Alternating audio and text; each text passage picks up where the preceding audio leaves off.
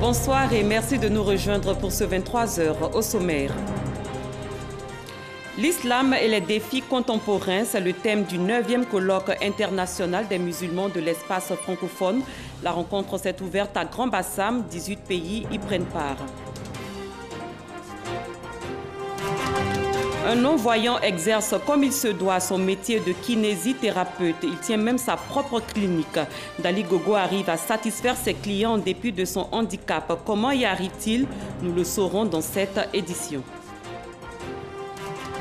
Dans ce journal, nous ferons le point de l'actualité internationale qui a marqué cette semaine.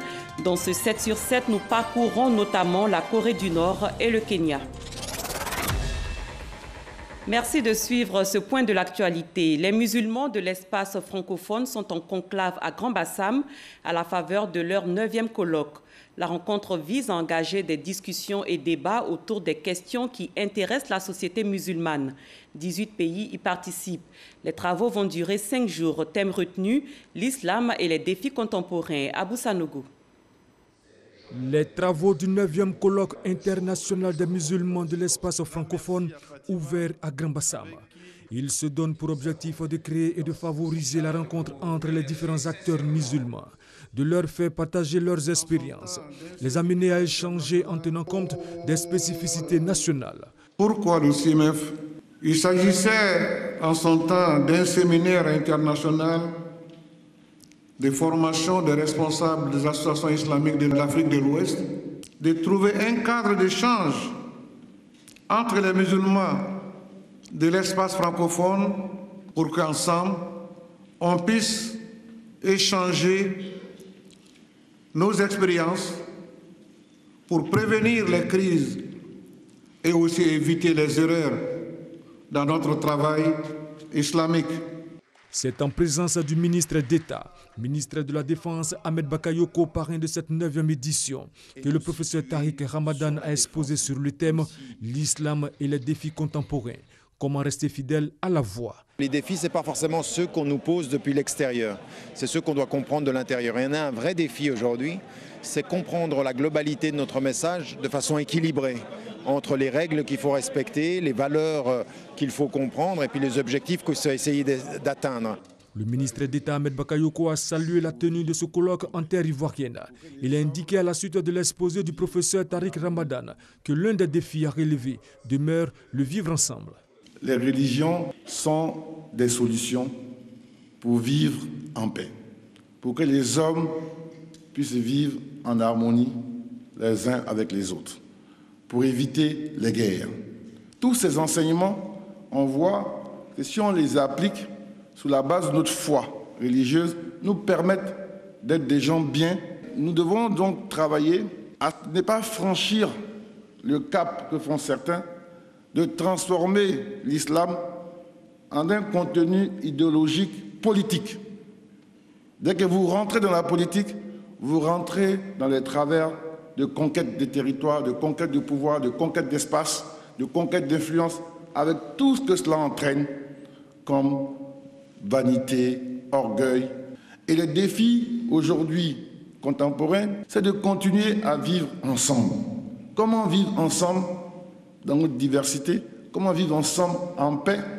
18 pays prennent part à ce colloque, au menu duquel figurent des sessions plénières, des ateliers thématiques traitant de plusieurs sujets, notamment l'équilibre entre les règles et les objectifs supérieurs. Le sens d'être fidèle à l'islam. Le colloque va durer 5 jours. Nous restons en religion avec cette activité de la jeunesse de l'Église protestante baptiste Œuvre et Mission internationale. Elle organise la 4e édition de la conférence internationale pour action missionnaire d'églises locales. À travers cet événement, les fidèles entendent communier avec le Seigneur Jésus, promouvoir l'évangile et la délivrance des jeunes. Il a mobilisé 40 000 jeunes venus du monde entier. Frédéric Oulaï, Abou Sanogo. La conférence internationale pour action missionnaire d'églises locales dénommée Siamel Jeunesse a refermé ses portes ce dimanche. Durant une semaine, la jeunesse de l'église protestante baptiste Œuvre et Mission internationale venue des 4 coins du monde a communié avec Dieu à travers délivrance des âmes, louanges et prières. Nous avions été enrichis par des orateurs de marque qui nous ont entretenus pour galvaniser toute la jeunesse et permettre à la jeunesse d'œuvrer activement pour l'expansion du règne de Dieu. Ce programme a été couronné de succès. De demander à ces différents gouvernants de nous aider, d'appuyer le volet spirituel pour permettre à l'évangile d'aller partout en Côte d'Ivoire. Selon Yaye Dion Robert, président fondateur de la dite communauté et ses hôtes, l'Église est une bénédiction pour une nation. Nous avons donné cette année l'occasion à la jeunesse de s'exprimer spirituellement et nous sommes très satisfaits du résultat que nous voyons. Le défi à relever pour le continent et pour la Côte d'Ivoire, c'est un défi spirituel. Parce que si la spiritualité fait défaut dans la jeunesse, alors le pays chute. Cette jeunesse est pleine de vie, est pleine d'énergie et nous voyons donc que les enseignements sont transmis à cette jeunesse qui est donc représentative de l'Église de demain. Le peuple de Dieu a été enseigné sur des valeurs de la spiritualité divine autour du thème « Si je vis, ce n'est plus moi qui vis, c'est le Christ qui vit en moi ». Galates 2, verset 20. Asiam est là pour évangéliser et puis délivrer les captifs, les gens vraiment qui ont des problèmes. Un défilé des ministères et départements de la communauté a ponctué ce rendez-vous mondial de la jeunesse. Direction Yamoussoukro, précisément Ngbekro. Les femmes de cette localité luttent contre la pauvreté. Elles se sont lancées dans des activités génératrices de revenus. Ces femmes ont célébré leur anniversaire en présence du ministre du Commerce Souleymane Diarra-Souba, représentant le Premier ministre Amadou Gon Coulibaly. Charles Tatou. Ngbekro, c'est dans le district autonome de Yamoussoukro. Les femmes rurales de ce village ne manquent pas d'initiatives quant à la lutte contre la pauvreté. Objectif majeur de ces femmes, s'entraider mais surtout se prendre en charge et contribuer au développement de leur village. Faire un grand champ, faire les champs de manioc, de d'igname, maïs et riz. Pour relever le défi, les femmes de Ngbekro misent sur les activités génératrices de revenus. Elles viennent de réaffirmer leur engagement à travers la célébration du 6e anniversaire de leur association. Leur parrain, le Premier ministre Amadou Gon Coulibaly, leur a apporté un soutien financier à hauteur de 5 millions de francs CFA afin d'accroître leur production. Empêché, il s'est fait représenter par Souleymane Diarra-Souba, ministre du Commerce, de l'Artisanat et de la Promotion des PME, porteur de ce don. Votre parrain me charge de vous dire de continuer à demeurer le fer de lance de l'Union pour l'accélération des projets de développement. Il vous déclare que votre action n'est pas vaine et que vous ne serez plus seul. Des soutiens existent dont vous devez bénéficier. Il s'agit, comme vous le savez, de la dotation du Fonds d'appui aux femmes de Côte d'Ivoire. Le Premier ministre me charge de vous informer. Le président de la République tient à l'autonomisation des femmes, qui tient à ce que les femmes soient dans l'action, qui tient à que les femmes de Yamoussoukro soient précurseurs de projets de développement, a décidé d'augmenter la dotation de Yamoussoukro pour la faire passer de 300 millions de francs CFA à 400 millions de francs CFA. En termes de production, les femmes de Ngbekro réalisent chaque année plus de 5 tonnes de riz, de maïs, de manioc et d'arachide. On peut être non-voyant et entreprendre. C'est le cas de Dali Gogo qui souffre de ce handicap mais exerce comme il se doit son métier de kinésithérapeute. Ce n'est pas tout, il détient sa propre clinique. Comment arrive-t-il à satisfaire ses patients? À quels défis est-il confronté dans l'accomplissement de sa tâche? Chris Diomondé et Delphine Bla nous donnent des réponses. Coco Diangré, 8e tranche. Au premier étage de cet immeuble vit Dali. Marié, père de 3 enfants.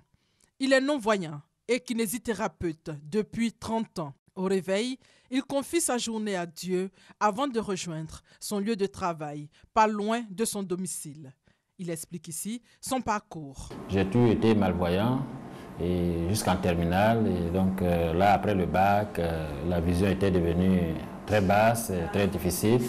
Et donc c'est ainsi que j'ai opté pour des études de kinésithérapie, qui sont des études beaucoup plus adaptées pour personnes malvoyantes. Donc je suis allé en France, ça c'était déjà dans les années 80, 82. Je suis allé en France, j'ai fait mes études et en 86 je suis revenu. Donc du coup j'ai commencé à travailler, d'abord un peu en libéral et puis après je suis rentré à la fonction publique. Je suis resté au CHU de Pougon pendant un peu plus de 20 ans. Et puis là, bon, il y a 2 ans, j'ai décidé d'arrêter, d'anticiper et je suis venu m'installer à mon propre compte. À l'intérieur du centre, toute une équipe aux soins des patients. Vous décollez légèrement le dos du siège, du dossier, voilà. Voilà. Alors vous me résistez bien. Encore. Il a été opéré il y a 2 mois de cela maintenant et on nous l'a transféré ici pour pouvoir faire la rééducation pour qu'il puisse mieux marcher. Les patients de Dali sont des personnes atteintes d'AVC, de douleurs articulaires, des accidentés et des enfants nés avec des malformations qui viennent pour une rééducation. C'est un traitement de courage. Il faut avoir du courage, sinon ce n'est pas facile. Hein? Mais il faut avoir beaucoup de courage. Quand je venais ici, je ne peux pas m'asseoir comme ça. La minute que je fais là, je ne peux pas faire ça. Mais avec la rééducation, ça va. Il y a 2 mois, j'ai eu très mal au dos. Après le diagnostic, on m'a décelé une lombo-sciatique qui descendait sur le côté gauche. J'avais du mal à conduire, j'avais du mal à me coucher même. Et puis j'ai eu 10 premières séances et aujourd'hui nous sommes dans la dernière phase où je n'ai pratiquement plus de... j'ai plus mal. Quand je venais avec l'enfant ici le 6 mai, il ne marchait pas, il ne parlait pas. Mais depuis que je suis venue avec l'enfant ici, il a commencé à parler et lui-même il mange. Au début il était dépendant de moi, mais présentement il est indépendant. Dali a son secret entre ses doigts. Tout est de l'art.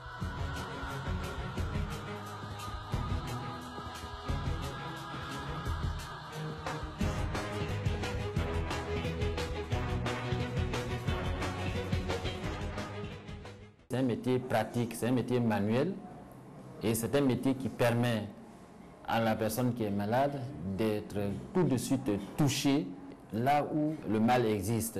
Mais souvent, Dali rencontre des difficultés. Les personnes handicapées nécessitent que j'ai des appuis, des aides, des soutiens, mais j'ai toujours été autonome. Et des fois, bon, vous avez bien envie d'entreprendre quelque chose, mais la situation, l'environnement n'est pas aussi bien adapté que cela l'est ailleurs. C'est comme toute personne handicapée, ce sont les programmes d'accessibilité. On s'adapte.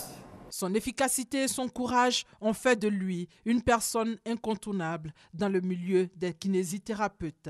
Il est beaucoup sollicité pour des séminaires. Handicapé et kinésithérapeute, Dali effectue de nombreux voyages dans plusieurs pays d'Afrique, d'Amérique et d'Europe pour partager son expérience grâce à son métier depuis plusieurs années.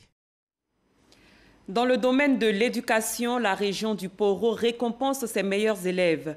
Une journée d'excellence a été initiée. 12 élèves du primaire et du secondaire ont été primés. C'était en présence du ministre des Transports. Notez que le président de la République, Alassane Ouattara, a offert 7 bourses d'études aux meilleurs élèves de Korogo. Kader Sogodogo. Après des efforts, voici venu le moment de goûter aux saveurs du mérite et de l'excellence. La grande famille de l'éducation nationale de la région du Poro célèbre ses meilleurs acteurs.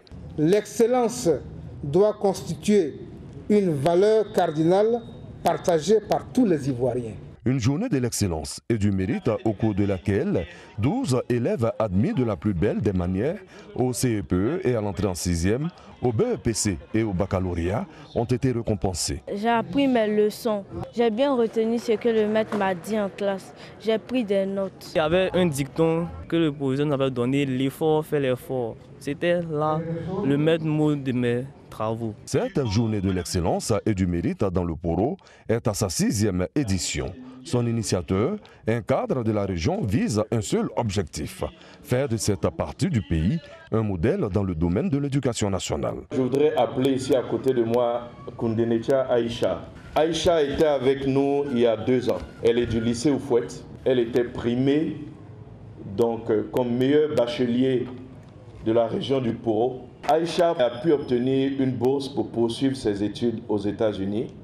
Et actuellement, elle est à Texas University où elle fait des études en mines et géologie. Je la remercie d'être venue à cette cérémonie pour que ses camarades sachent que ce n'est pas une vue de l'esprit. Elle est un témoin vivant de ce que, quand on travaille, on est récompensé. Une vision partagée par l'ensemble des cadres, au nombre desquels le ministre des Transports. Il est bon pour nous de venir féliciter les enseignants, féliciter les parents qui ont encadré donc, ces enfants et de récompenser les enfants pour créer l'émulation. Les directeurs généraux de l'ANSUT, de la SNDI et de la RTI, excellents élèves hier, jeunes cadres dynamiques au service de la Côte d'Ivoire aujourd'hui, ont été invités dans cette région comme pour dire aux élèves de Korogo que la réussite vient avec l'effort. À cette cérémonie, le président de la République, Alassane Ouattara, attaché à l'excellence, a offert cette bourse présidentielle aux élèves de Korogo. Le ministère de l'Éducation nationale a également honoré 17 agents en service dans cette partie du pays qui sont admis à faire valoir leur droit à la retraite. La Miss Aoulaba 2017 est connue depuis hier. Okobe Leyi Marcel, la candidate d'Adjamé, a été élue au Palais de la Culture à Trècheville. Elle est repartie avec la somme d'1 500 000 francs CFA de la part de la première dame, marraine de la cérémonie. Issa Yeo. 36 ans, 4 enfants. La candidate d'Adjamé, Okobe Leyi Marcel, a raflé la couronne du concours Aoulaba 2017. Un concours qui met en exergue le rondeur et l'embonpoint de la femme, canon esthétique de la beauté africaine. Démarche rassurante et beauté physique impressionnante. Okobe Leyi Marcel n'a laissé personne indifférent au cours de ces 3 passages, encore moins les membres du jury sur ses qualités physiques. Les candidates du plateau et de Koumansi ont été désignés respectivement première et deuxième Sarama. C'était un sentiment de joie, un sentiment de remerciement à l'Éternel, être une femme vraiment entreprenante et pour pouvoir aider aussi mes sœurs vraiment qui sont dans les difficultés, qu'elles ne soient pas à la merci des hommes. Le concours Aoulaba s'est bonifié au fil des ans, toute chose qui rassure la présidente du CACI, Comité Aoulaba Côte d'Ivoire, et du public. C'est un challenge pour nous. Nous avons pris le comité depuis l'année passée et effectivement, nous entendons dire qu'il y a de l'engouement. Les Ivoiriens s'approprient maintenant le concours Aoulaba Côte d'Ivoire. Tous les rois et chefs de ce pays, c'est pour nous la Aoulaba. La Aoulaba, proprement dit, c'est à nous, les rois et chefs. Et Madame Dao, avec son équipe, je leur tire vraiment le chapeau. Nous avons commencé timidement et Dieu merci. Aujourd'hui, tout le monde l'a vu. Nous devons vraiment merci au président Alassane de continuer de nous aider. Nous sommes toujours à leur côté. Pour les autorités ivoiriennes, le concours Aoulaba prend en compte les valeurs esthétiques de la beauté et de la culture africaine. La beauté africaine, ce n'est pas seulement la beauté physique, c'est la beauté de l'engagement, c'est la beauté des qualités, c'est la beauté des valeurs. C'est tout cela qui est célébré en Afrique à travers la belle femme. Merci de promouvoir cette belle femme et merci de faire en sorte que la Côte d'Ivoire aille toujours mieux. Le concours Aoulaba valorise la femme avec une beauté qui s'apprécie autant sur le plan physique que par la place qu'elle occupe au sein de la famille, de la communauté ou de la société. La femme est belle parce qu'elle est porteuse de vie et source de maternité. Au titre des récompenses, l'Aoulaba 2017 est parti avec la somme d'1 500 000 francs CFA, tandis que Anastasie et Ngata Nicole, première et deuxième Sarama, ont reçu respectivement 1 million et 500 000 francs CFA de la part de la première dame de Côte d'Ivoire, Mme Dominique Ouattara, marraine de la cérémonie. Au chapitre de la culture, Bomi-Zambo, dans le département de Tiébissou, a abrité hier la 3e édition du festival Tiendan. Ce rendez-vous a enregistré la présence du ministre d'État Aoussou Jano et du ministre de la Culture et de la Francophonie Bandama Maurice. Ce dernier a élevé le commissaire général du festival Tiendan, Robert Etrani, au grade de commandeur dans l'ordre du mérite culturel. Charles Tatou. La promotion du pagne traditionnel du peuple baoulé préoccupe les cadres de la tribu Bomi, notamment ceux de Bomi-Zambo et de Kondé-Yaokro, deux villages du département de Tiébissou très réputés dans le tissage de ce pagne. Depuis 3 ans, un commissariat général mis en place valorise à travers un festival dénommé Tiendan cette richesse du patrimoine culturel du centre de la Côte d'Ivoire. Cette année, nous avons reçu une fournée de rois pour venir faire la parade des chefs. Ça nous permet de montrer à travers la tenue traditionnelle l'une des utilisations du pagne. Malheureusement, c'est, je crois, l'une des rares utilisations. Et pour parer à cela, je vais instituer une compétition entre nos créateurs. Je pense aux stylistes et autres. Nous sommes passés d'un défilé avec le pagne baoulé, la mise en valeur du pagne baoulé. Aujourd'hui, nous sommes à la mise en valeur de pagne de 6 régions de la Côte d'Ivoire et du Burkina Faso. Le ministre d'État auprès du président de la République chargé du dialogue et des relations avec les institutions et celui de la culture et de la francophonie, tous deux issus du peuple baoulé, saluent cette initiative. Le pouvoir traditionnel de l'Afrique revêt plusieurs caractères. Au moment du mariage, quel type de costume il faut porter? Au moment de la séparation, quel type de costume? Quel type d'habit qu'il faut donner pour le divorce? Nos pagnes sont pour nos économies de l'artisanat culturel une ressource importante. C'est également notre patrimoine, puisque le pagne baoulé n'est pas que couleur, n'est pas que vêtement. Il a aussi langage, il a aussi code, il a aussi discours. Il a aussi donc comme une bibliothèque de notre richesse immatérielle. Le ministre Maurice Bandama a élevé au grade de commandeur dans l'ordre du mérite culturel le commissaire général du Tiendan, Norbert Yao Etrani. Après le festival Tiendan, on s'intéresse au festival Djaka qui se tient à Divo et à sa 7e édition. Il met en relief les valeurs culturelles des peuples du Lodjibois.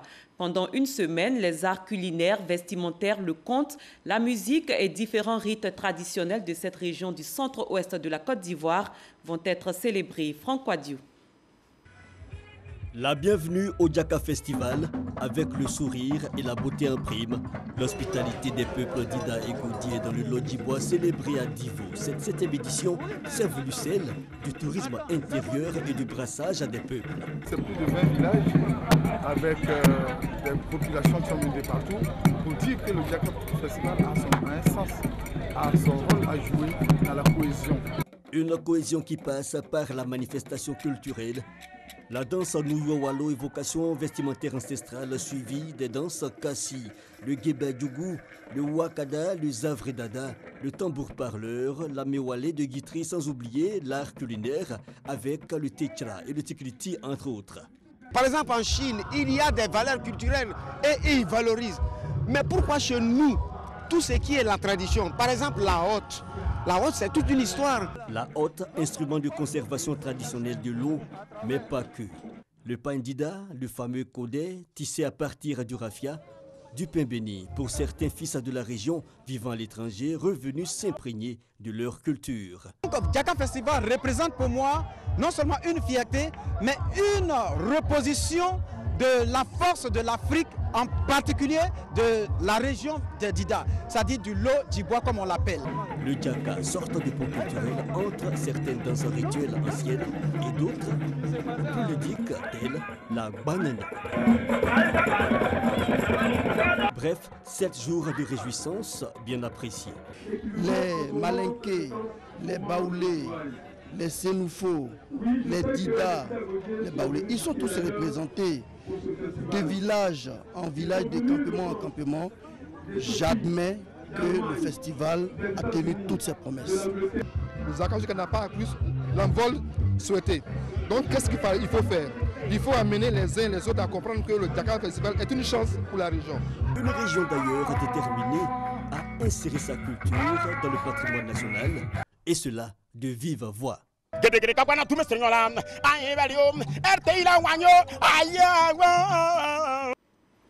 Dans l'actualité politique, le RDR continue de préparer activement son 3e congrès.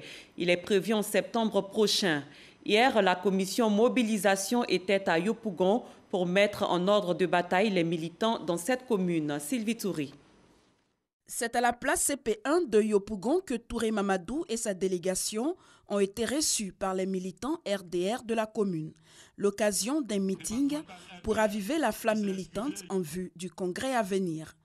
C'est à juste titre que vous avez estimé que pendant 6 ans, à cause de ses charges à la tête de la nation, alors que la Constitution ne lui permettait plus d'être président du parti, pendant ces 6 ans où il était en marge des activités du parti, vous avez dit que le RDR s'est porté mal. Il n'y avait plus de solidarité au sein de notre parti. Vous avez demandé au président de venir corriger toutes ces situations à la tête du RDR. Et c'est pour ça que le congrès qui arrive est important. Ce congrès va marquer un tournant dans notre lutte. Prévu les 9 et 10 septembre prochains, ce 3e congrès ordinaire intervient 9 ans après le second. Il coïncidera avec le 23e anniversaire du parti, un âge qui impose un bilan et une projection vers le futur. D'où le thème « Un RDR nouveau pour une Côte d'Ivoire rassemblée ». Faisons à présent le point de l'actualité qui a marqué cette semaine. Ce 7 sur 7 planche sur la réaction de la Corée du Nord après les sanctions de l'ONU et la réaction de l'opposant kényan Raila Odinga, perdant à la présidentielle. Herman Guivé.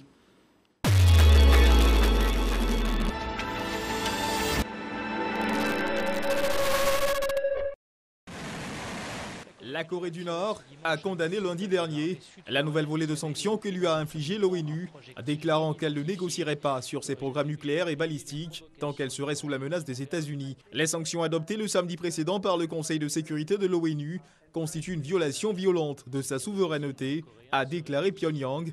La Corée du Nord a procédé le 28 juillet dernier au tir d'un engin similaire, mettant une bonne partie du continent américain à sa portée. Il en fallait 193 pour décider du sort du président sud-africain Jacob Zuma. Sur 384 députés présents, 198 ont réitéré leur confiance au président lors du vote.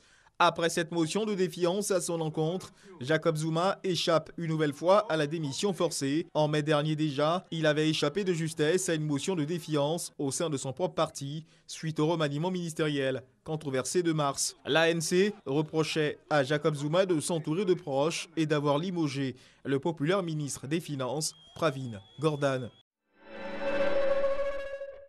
Une voiture a foncé sur des militaires de l'opération Sentinelle mercredi dernier dans la matinée à Levallois-Perret, faisant 6 blessés, dont 3 dans un état sérieux, avant de prendre la fuite. À la mi-journée, le véhicule soupçonné d'avoir percuté les militaires a été intercepté sur l'autoroute A16 en direction de Calais et son conducteur, blessé par balle par la police, a été interpellé. Cet incident est intervenu quelques jours après une tentative d'attaque contre d'autres soldats de Sentinelle sur le site de la Tour Eiffel à Paris.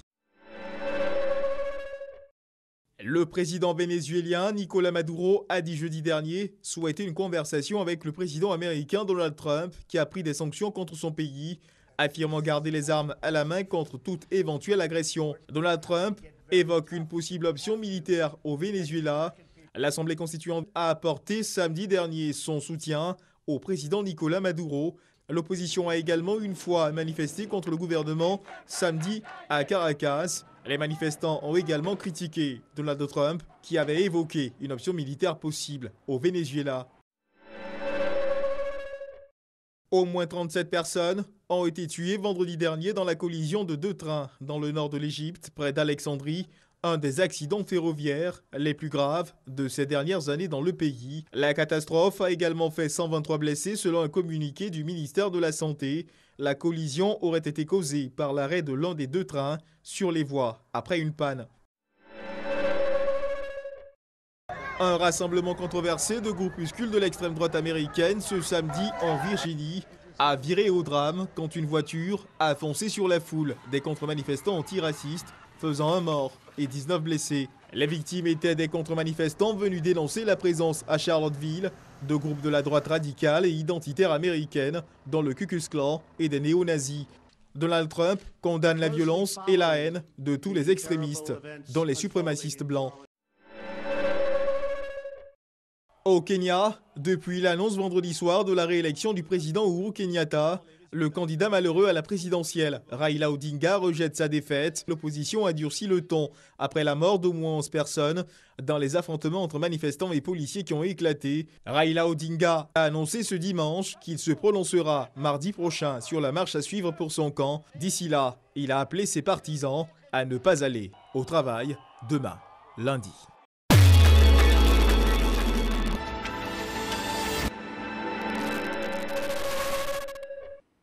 Je vous propose de revivre la célébration du 57e anniversaire de l'indépendance de la Côte d'Ivoire. Nos reporters se sont rendus dans plusieurs localités du pays pour vous faire part de l'ambiance qui a régné à cette occasion. À Sorobango, dans le département de Bondoukou, c'est sous le regard des autorités de la sous-préfecture, dont l'honorable Mohamed Ouattara, que les festivités de l'an 57 de la fête nationale se sont déroulées. Dans son adresse, le sous-préfet Kwadjo Yao Nestor a prôné la cohésion entre les filles et fils de Sorobango. Il les a exhortés au travail en mettant en valeur les nombreuses ressources agricoles dont est pourvue la sous-préfecture. Un défilé riche en couleurs a mis fin à la cérémonie aux environs de 13 heures. Comme les années précédentes, la sous-préfecture de Yezimala, département de Bondoukou, a célébré la fête nationale avec éclat et enthousiasme. Le sous-préfet Assekouna Abel a dit sa fierté au regard de la prise en main par le gouvernement de la question sécuritaire. Toute chose qui, selon le sous-préfet, va rassurer les investisseurs qui sont de plus en plus nombreux à faire confiance à la Côte d'Ivoire. Défilés et danses traditionnelles ont ponctué la fête à Yezimala. À Pimandoum, dans le Gontougou, les populations sorties nombreuses ont écouté avec attention le message de leur sous-préfet Ouattara Kwa Ebi. Pour la première responsable de l'administration de la localité, les initiatives courageuses amorcées par le gouvernement et le président de la République Alassane Ouattara ont permis l'extension du réseau routier, le renforcement du système éducatif et l'amélioration de l'accès à l'eau potable. Ici, la fête s'est poursuivie tard le soir dans la liesse populaire. Dans la sous-préfecture de Penda Borokou, région du Gontougou, c'est le village de Méti qui a accueilli les festivités des 57 ans de la fête nationale. Pour le sous-préfet de Penda Borokou, Goyi Boyibi Stéphane Giska, au plan socio-économique, en dépit du ralentissement dû à la mévente du cacao, l'économie ivoirienne tient toujours la route. Les filles et fils de Penda Borokou ont défilé et dansé à Méti. La sous-préfecture de Sapli-Sepingo, dans le département de Bondoukou, est au rendez-vous de la célébration de l'an 57 de la fête nationale. Le sous-préfet Edi André a indiqué que le monde entier peut s'émerveiller des progrès réalisés par la Côte d'Ivoire, peu d'années seulement après sa sortie de crise. Selon lui, notre pays continue de bien se porter et des perspectives favorables pour les prochaines années. Défilé des filles et des fils de la sous-préfecture, danses traditionnelles et autres jeux ont ponctué le 7 août à Sapli-Sepingo. La sous-préfecture de Blessegui, dans le département de Koutou, n'est pas restée en marge de la célébration des 57 ans de l'indépendance de la Côte d'Ivoire. Le sous-préfet Boali Girabou Jacob a salué les efforts du président de la République Alassane Ouattara, tendant à ramener la quiétude dans le foyer et à repositionner la Côte d'Ivoire sur l'échiquier international. Le sous-préfet a par ailleurs invité ses administrés à traiter les questions liées au foncier rural par le dialogue et la concertation. Dans la circonscription de Niagbo-Dougnoa, c'est le village de Kragba-Lilier qui a servi de cadre à la célébration des 57 ans de la fête nationale. Le sous-préfet Mbla Kwasi Séraphin a appelé la population à la paix, à la cohésion sociale et au travail pour relever les nouveaux défis du développement. Le sous-préfet a par la suite dit sa joie de voir les filles et fils de Niagbo-Dougnoa lui témoigner leur soutien et leur reconnaissance pour le travail abattu en si peu de temps à la tête du département. Avant de poursuivre cette information, une attaque a eu lieu à l'hôtel Brazia de Ouagadougou au Burkina Faso sur l'avenue Nkrumah. Les forces de l'ordre ont encerclé l'hôtel. Nous vous donnerons plus de détails dans nos prochaines éditions. Les championnats du monde d'athlétisme 2017 se sont achevés ce soir à Londres avec un hommage à Usain Bolt. Avant cela, Allyson Felix a remporté sa 16e médaille mondiale. Elle a obtenu l'or avec le relais américain 400 mètres. Felix est ainsi l'athlète la plus médaillée des mondiaux. C'est la fin de cette édition. Merci de votre aimable attention. Très bonne fin de soirée. À demain, même heure.